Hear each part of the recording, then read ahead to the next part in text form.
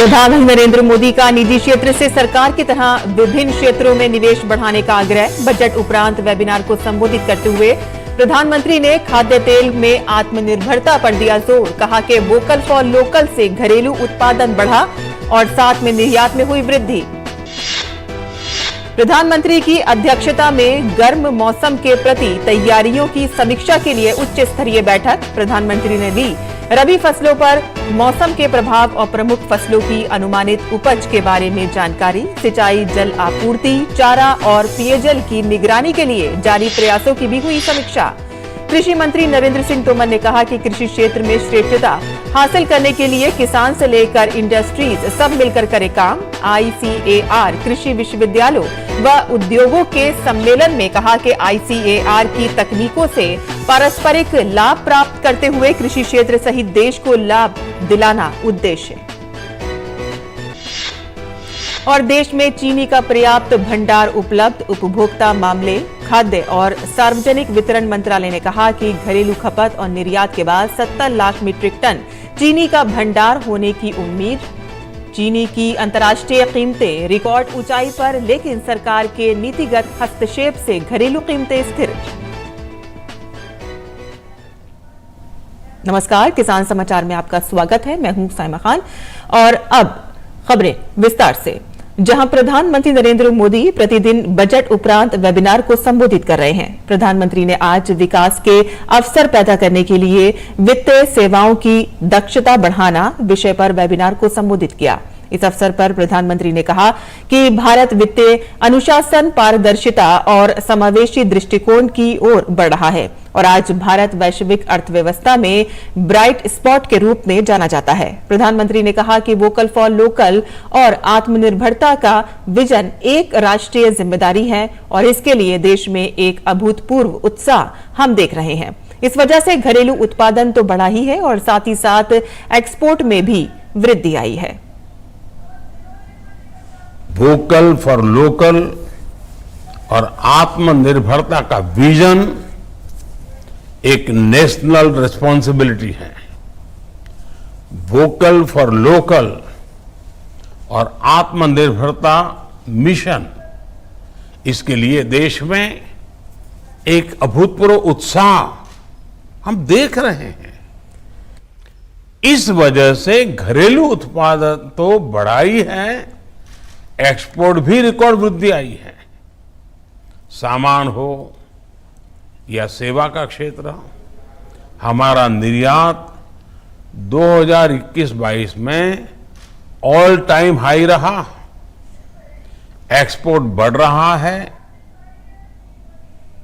प्रधानमंत्री ने निजी क्षेत्र से सरकार की तरह विभिन्न क्षेत्रों में निवेश बढ़ाने का भी आग्रह किया। उन्होंने खाद्य तेल में आत्मनिर्भरता और उच्च शिक्षा क्षेत्र को विश्व स्तरीय बनाने को कहा ताकि भारत विदेशी मुद्रा बचा सके। प्रधानमंत्री ने जोर देते हुए कहा कि आज समय की मांग है कि भारत की बैंकिंग सिस्टम में आई मजबूती का लाभ ज्यादा से ज्यादा आखिरी छोर तक पहुंचे। उन्होंने कहा कि जैसे हमने MSME को सपोर्ट किया है, वैसे ही भारत के बैंकिंग सिस्टम को ज्यादा से ज्यादा सेक्टर की हैंड होल्डिंग करनी होगी। आज समय की मांग है कि भारत के बैंकिंग सिस्टम में आई मजबूती का लाभ ज्यादा से ज्यादा आखिरी छोर तक, जमीन तक पहुंचे। जैसे हमने MSMEs को सपोर्ट किया, वैसे ही भारत के बैंकिंग सिस्टम को ज्यादा से ज्यादा सेक्टर्स की हैंड होल्डिंग करनी होगी।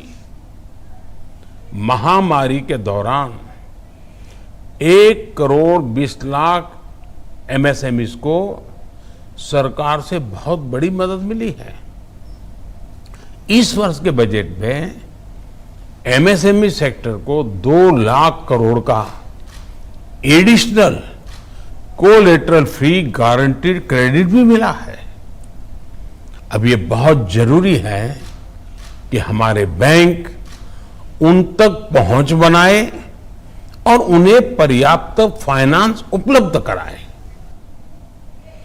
प्रधानमंत्री ने कहा कि पीएम स्वनिधि योजना के माध्यम से 40 लाख से अधिक रेहड़ी पटरी वाले छोटे दुकानदारों को पहली बार बैंकों से मदद मिलनी शुरू हुई है। फाइनेंशियल इंक्लूजन से जुड़ी सरकार की नीतियों ने करोड़ों लोगों को फॉर्मल फाइनेंशियल सिस्टम का हिस्सा बना दिया है। बिना बैंक गारंटी 20 लाख करोड़ रुपए से ज्यादा का मुद्रा लोन सरकार ने ये बहुत बड़ा काम नौजवानों के सपने पूरे करने में सार्थक काम किया है, मदद की है। पीएम स्वनिधि योजना के माध्यम से 40 लाख से ज्यादा रेहड़ी पटरी वाले छोटे दुकानदारों को पहली बार बैंकों से मदद मिलनी संभव हुई है। आप सभी स्टेक होल्डर्स को कॉस्ट ऑफ क्रेडिट कम करने, स्पीड ऑफ क्रेडिट को बढ़ाने और स्मॉल एंटरप्राइज तक तेजी से पहुंचाने के लिए भी प्रोसेस को री इंजीनियर करना बहुत जरूरी है। प्रधानमंत्री नरेंद्र मोदी ने आगामी ग्रीष्म ऋतु में गर्म मौसम के प्रति तैयारियों की समीक्षा के लिए उच्च स्तरीय बैठक की अध्यक्षता की। बैठक में प्रधानमंत्री को अगले कुछ महीनों के लिए भारत मौसम विज्ञान विभाग के मौसम पूर्व अनुमान और सामान्य मानसून की संभावना के बारे में जानकारी दी गई। उन्हें रबी फसलों पर मौसम के प्रभाव और प्रमुख फसलों की अनुमानित उपज के बारे में भी जानकारी दी गई। सिंचाई, जल आपूर्ति, चारा और पेयजल की निगरानी के लिए जारी प्रयासों की भी समीक्षा की गई। इसके अलावा प्रधानमंत्री को आवश्यक आपूर्ति की उपलब्धता और आपात स्थिति के लिए तैयारियों के संदर्भ में राज्यों की तैयारियों और अस्पताल अवसंरचना आदि के बारे में अवगत कराया गया। उन्हें गर्मी से संबंधित आपदाओं की तैयारी के लिए देश भर में चल रहे विभिन्न प्रयासों और शमन उपायों से भी अवगत कराया गया।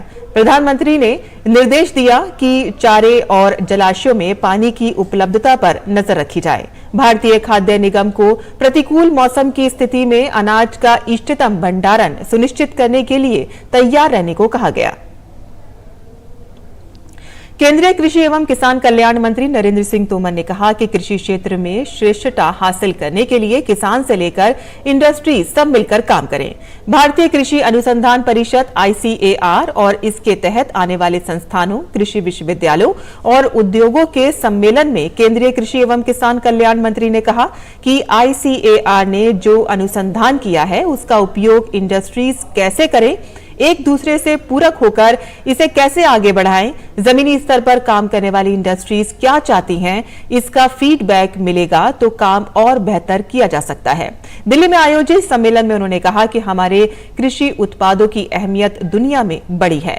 हमारे उत्पादों की गुणवत्ता अच्छी रहे, ये जिम्मेदारी सबकी है। इस क्षेत्र में जो कमियां हैं उन्हें भरने की आवश्यकता है। साथ ही विद्यमान अंतर्राष्ट्रीय चुनौतियों का सामना करते हुए भारत कृषि क्षेत्र में श्रेष्ठता कैसे हासिल कर सकता है, उस दिशा में किसान से लेकर इंडस्ट्रीज सभी को मिलकर काम करना चाहिए। तोमर ने कहा कि अमृत काल में ऐसे विमर्श की महत्ता और बढ़ जाती है। दुनिया की भारत से अपेक्षाओं को पूरा करने की दिशा में हमारी सोच होनी चाहिए। दुनिया के राजनीतिक परिदृश्य पर भारत की बढ़ती हुई महत्ता को प्रतिपादित करने व इसे और मजबूत करने के लिए तथा वर्ष 2047 तक भारत विकसित देश के रूप में खड़ा हो, इस लक्ष्य की आपूर्ति के लिए हमारे विमर्श की व्यापकता एवं सार्थकता होना अत्यंत आवश्यक है। तोमर ने कहा कि कृषि क्षेत्र में भारत ने काफी प्रगति की है, लेकिन अभी बहुत सारी चुनौतियां कृषि के समक्ष हैं, जिनकी पहचान करते हुए उनके समाधान की दिशा में काम करना व कृषि क्षेत्र देश की अर्थव्यवस्था को और बल देने वाला बने, इस दिशा में ज्यादा विमर्श होना चाहिए। परंपरागत कृषि से बढ़कर साथ ही लैब टू लैंड तक तकनीक का पूरा उपयोग करते हुए योजनाबद्ध ढंग से काम करने की जरूरत है। केंद्रीय कृषि राज्य मंत्री कैलाश चौधरी ने भी इस अवसर पर अपना विचार रखा। और आगे बढ़ते हैं। केंद्र सरकार ने किसानों के लिए नैनो DAP उर्वरक को मंजूरी दे दी है। इससे किसानों को DAP तरल रूप में उपलब्ध हो सकेगा। और इसकी अधिसूचना भी जारी कर दी गई है। मोदी सरकार के इस निर्णय से किसानों के जीवन में बदलाव आएगा और कृषि क्षेत्र में आत्मनिर्भर भारत की संकल्पना को मजबूती प्रदान करने में मदद मिलेगी। देखते हैं रायपुर से ब्यूरो इनपुट के साथ ओपी यादव की ये रिपोर्ट। केंद्र सरकार किसानों को आत्मनिर्भर बनाने के लिए कृत संकल्पित है।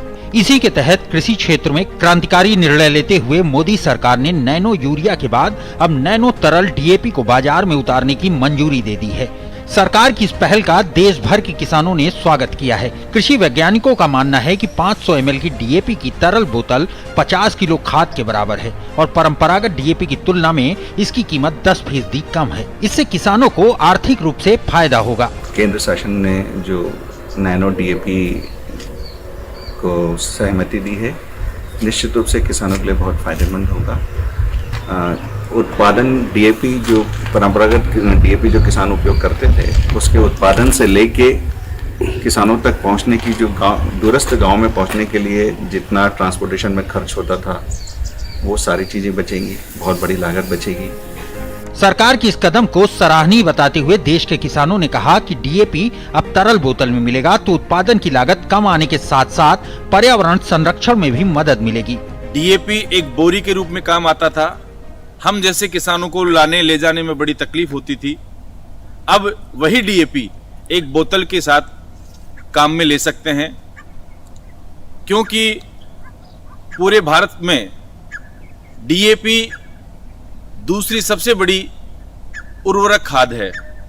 इसके लिए हम भारत सरकार का बहुत बहुत आभार व्यक्त करना चाहते हैं। गौरतलब है कि नैनो तरल डीएपी की मंजूरी मिलना देश के किसानों के लिए न केवल एक बड़ी खुशखबरी है, बल्कि खेती किसानी की कृषि लागत को कम करने के साथ साथ अन्नदाता के जीवन को सरल बनाने की दिशा में सरकार की तरफ से महत्वपूर्ण कदम भी है। प्रधानमंत्री नरेंद्र मोदी की सार्थक पहल से देश में नैनो यूरिया के बाद अब नैनो डीएपी को मंजूरी मिल गई है। इस मंजूरी के बाद अब डीएपी की एक बोरी की तुलना में एक बोतल न केवल महत्वपूर्ण साबित होगी, बल्कि किसानों का जीवन सरल और आसान होने के साथ साथ उन्हें उत्पादन में भी फायदा होगा। मेरे सहयोगी कैमरामैन शैलेंद्र चौहान के साथ में OP Yadav, DD news, Delhi. और भारत सरकार देश में विलुप्त होती नदियों के संरक्षण के लिए मिशन मोड पर काम कर रही है और इसी को ध्यान में रखते हुए हरियाणा सरकार ने राज्य में सरस्वती धरोहर विकास बोर्ड का गठन किया है। राज्य सरकार ने इसके लिए 387 करोड़ का अनुमानित बजट बनाया है। सरस्वती नदी के संरक्षण के विषय पर सरस्वती धरोहर विकास बोर्ड के उपाध्यक्ष धूमन सिंह से बात की हमारे संवाददाता ओपी यादव ने। भारत में नदियों का इतिहास काफी पुराना है। सरस्वती नदी उन्हीं में से एक है और इस नदी के संरक्षण और पुनर्जीवन के लिए हरियाणा सरकार लगातार काम कर रही है। अभी हमारे साथ हरियाणा सरकार के सरस्वती धरोहर विकास बोर्ड के वाइस चेयरमैन धूमन सिंह मौजूद हैं।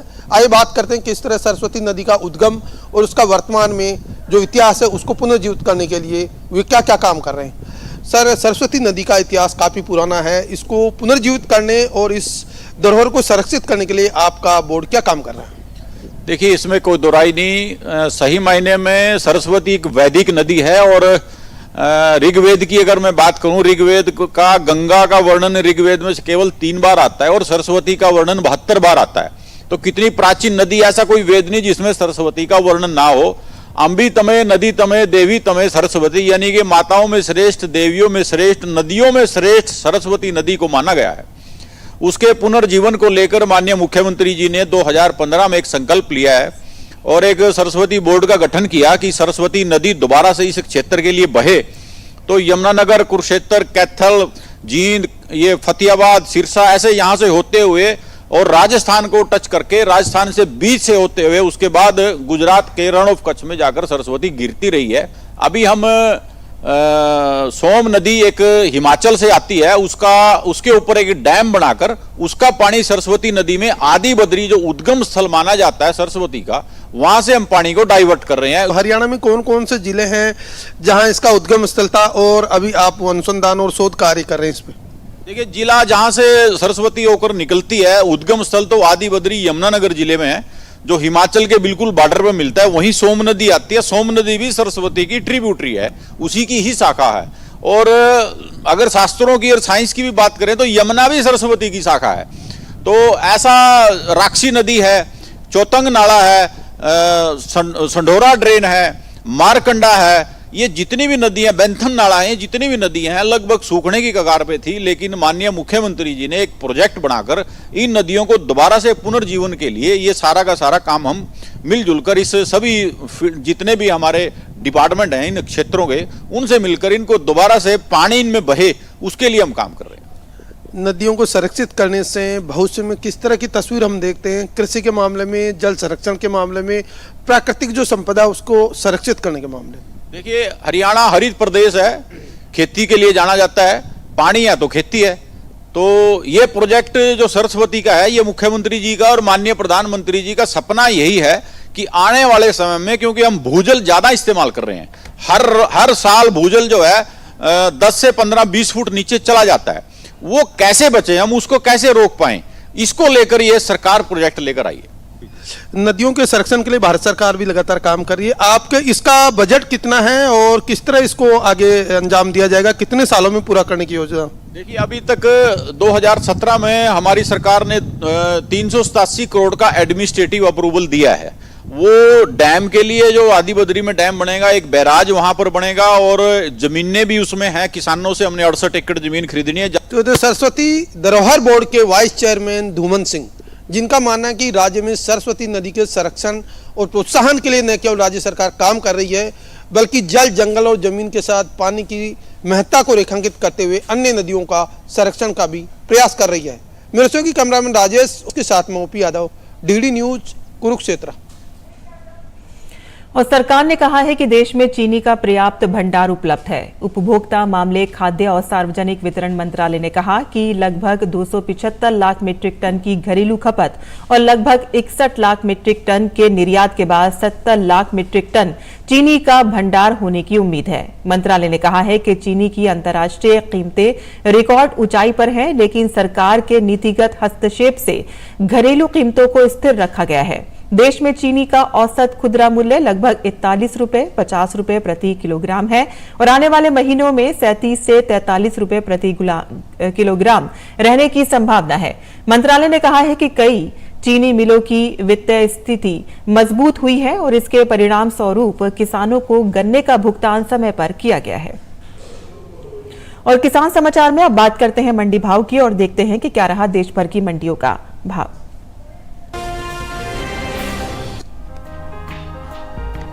कृषि उपज मंडियों में इन दिनों चने की आवक सामान्य बनी हुई है। सप्ताह के पहले दिन सोमवार को चने के सौदों में मजबूती के साथ कारोबार हुआ, जबकि कुछ मंडियों में इस दौरान चने के भाव में कोई बदलाव देखने को नहीं मिला। एग्मार्क नेट के मुताबिक गुजरात की राजकोट मंडी में 4 मार्च को देसी चने का भाव रहा 4,550 रुपए। 6 मार्च को इसके भाव में 60 रुपए की तेजी आई और भाव जा पहुंचा 4,610 रुपए पर। मध्य प्रदेश की काला पीपल मंडी में इस दौरान चने के सौदों में बढ़त के साथ कारोबार हुआ।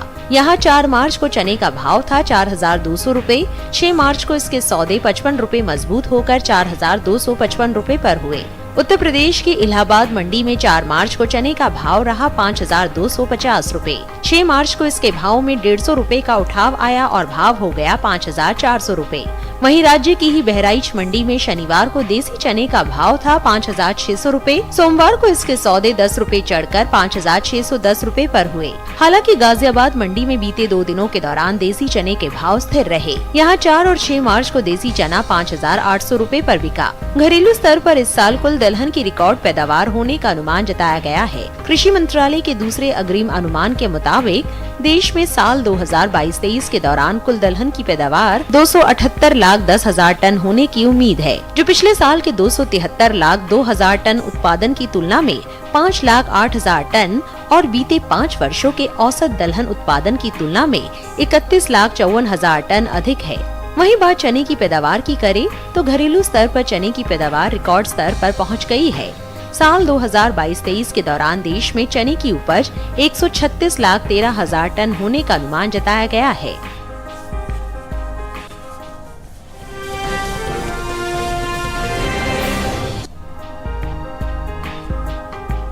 कृषि उपज मंडियों में इन दिनों तिल की आवक सामान्य बनी हुई है। भाव की बात करें तो जूनागढ़, राजकोट और महोबा मंडी में तिल के सौदों में नरमी के साथ कारोबार हुआ, जबकि ललितपुर मंडी में भाव स्थिर रहे। एग्बाक नेट के मुताबिक गुजरात की जूनागढ़ मंडी में 4 मार्च को सफेद तिल का भाव रहा 13,250 रूपए। 6 मार्च को इसके भाव में 670 रूपए की भारी गिरावट आई और भाव हो गया 12,580 रूपए। वहीं राज्य की ही राजकोट मंडी में इस दौरान काले तिल के सौदों में नरमी के साथ कारोबार हुआ। यहां 4 मार्च को काले तिल का भाव था 13,250 रूपए।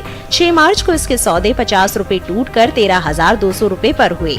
उत्तर प्रदेश के ललितपुर मंडी में बीते 2 दिनों के दौरान सफेद तिल के भाव स्थिर रहे।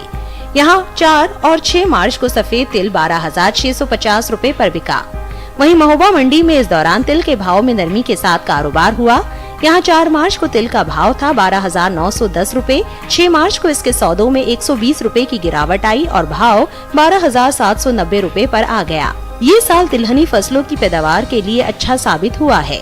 मौसम की अनुकूलता का असर तिलहन की पैदावार पर देखने को मिला है। इस साल कुल तिलहन की उपज का रिकॉर्ड टूटने जा रहा है। कृषि मंत्रालय की ओर से जारी दूसरे अग्रिम अनुमान के मुताबिक देश में घरेलू स्तर पर कुल तिलहन की पैदावार रिकॉर्ड स्तर पर पहुंच गई है। साल 2022-23 के दौरान कुल तिलहन की पैदावार 400,01,000 टन होने का अनुमान है, जो पिछले वर्ष के तिलहन उत्पादन की तुलना में 20,38,000 टन अधिक है। जबकि बीते साल इस दौरान कुल तिलहन की उपज 379,63,000 टन रही थी। वहीं बात बुआई की करें तो इस साल कुल तिलहनी फसलों की बुआई निर्धारित लक्ष्य से 31,03,000 हेक्टेयर से ज्यादा के क्षेत्रफल में हुई है। कृषि मंत्रालय के मुताबिक साल 2022-23 के लिए रबी तिलहनी फसलों की बुआई 109,84,000 हेक्टेयर में हुई है, जबकि साल 2021-22 में रबी तिलहन 102,36,000 हेक्टेयर में बोई गई थी। यानी पिछले साल की तुलना में इस साल तिलहन की बुआई 7,48,000 हेक्टेयर से ज्यादा के क्षेत्रफल में हुई है।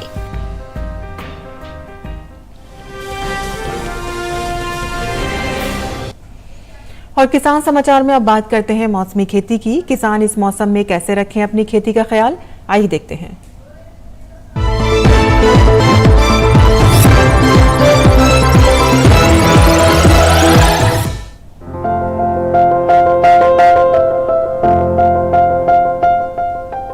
बिहार में सरसों की कटाई करें। अभी सरसों में कीट लगने की संभावना बनी हुई है। ऐसे में सरसों में कीटों से बचाव के लिए कृषि विशेषज्ञों की सलाह से कीटनाशक का छिड़काव कर ले।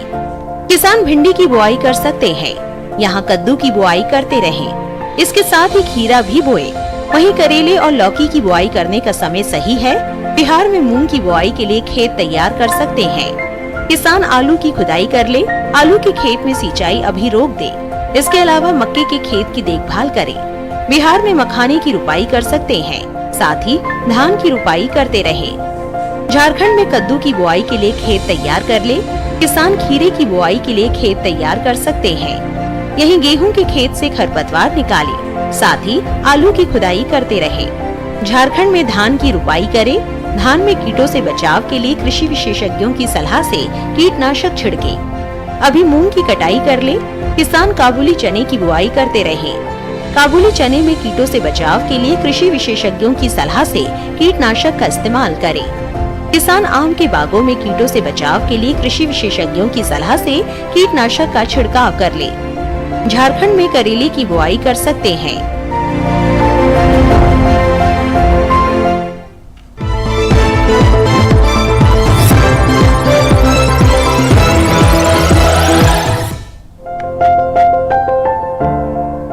लौकी को गर्मी और बरसात दोनों में बोया जा सकता है। मैदानी भागों में गर्मी की फसल की बुआई जनवरी से मार्च तक की जा सकती है और बरसाती फसल के लिए जून जुलाई उपयुक्त समय है। बुआई से पहले खेत से खरपतवार को पूरी तरह से साफ कर लें और जमीन को समतल कर लें। बुआई के लिए 1 हेक्टेयर में संकर किस्म के बीज 5 से 7 किलो, जबकि सामान्य किस्मों के 6 से 8 किलो बीज लें। 1 हेक्टेयर में 100 किलो नाइट्रोजन, 50 किलो फास्फोरस और 60 किलो पोटाश की जरूरत होती है। सभी उर्वरक आधार खुराक के रूप में यानी बोते समय ही दें। बात अगर सिंचाई की करें तो शुरुआत में फसल की जरूरत के हिसाब से और फूल आने पर 5वें दिन पानी देते रहें। वहीं फसल को खरपतवार से दूर रखने के लिए 2 बार निराई गुड़ाई करें। करीब हर 10-12 दिनों में खरपतवार हटाते रहें। लौकी की बेल काफी लंबी होती है, इसकी खासियत ये है कि आप कम जगह में भी इसकी खेती कर सकते हैं। कीड़े और सड़न से बचाने के लिए बेलों को तार की बाड़ या लकड़ी के मचान पर फैला दें। इससे न सिर्फ बीमारियों से बचाव होगा बल्कि पैदावार भी बढ़ेगी। भारतीय कृषि अनुसंधान संस्थान ने इलाकेवार कई उन्नत किस्में तैयार की हैं, जैसे पूसा समृद्ध दिल्ली और एनसीआर के लिए है। 1 हेक्टेयर में 270 से 300 क्विंटल तक पैदावार देने वाली ये किस्म 50 से 55 दिनों में तैयार हो जाती है। वहीं पूसा हाइब्रिड 3 दिल्ली, हरियाणा, उत्तर प्रदेश और पंजाब के लिए अच्छी है। लौकी की फसल में फल मक्खी का हमला हो सकता है। इससे बचाव के लिए विशेषज्ञों की सलाह पर उचित दवाओं का छिड़काव करें। दवा का छिड़काव सिर्फ उसी जगह पर करें जहां फल मक्खी का प्रकोप ज्यादा हो। बेवजह पूरे खेत में दवा छिड़केंगे तो फायदे से ज्यादा नुकसान हो जाएगा। छिड़काव मौसम साफ रहने पर करें। पत्तियां गीली नहीं होनी चाहिए, वरना दवा असर नहीं करेगी। जरूरत के हिसाब से दवा की मात्रा घटा या बढ़ा सकते हैं।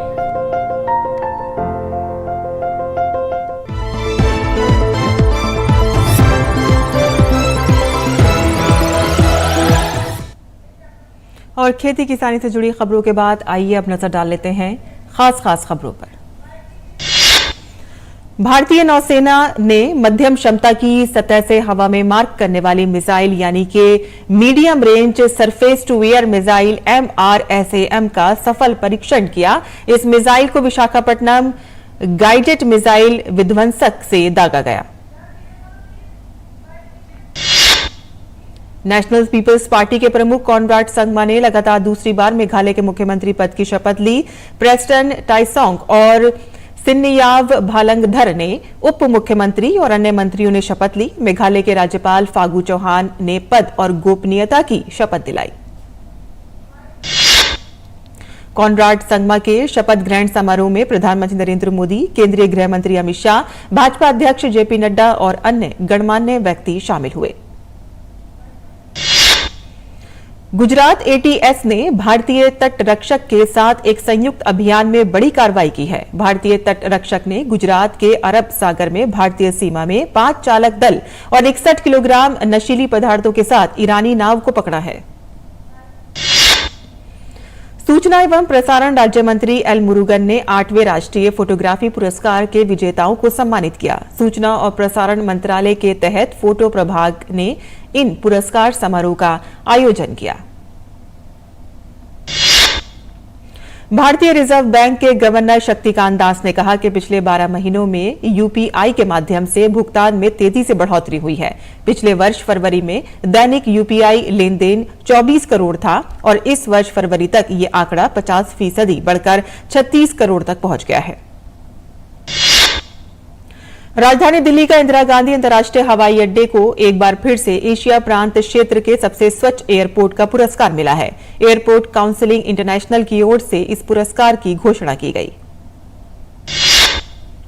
और देश भर में रंगों का त्योहार होली की धूम है। काशी में कई दिनों तक होली का त्योहार मनाया जाता है। बाजारों में भी रौनक और लोग खूब खरीदारी कर रहे हैं।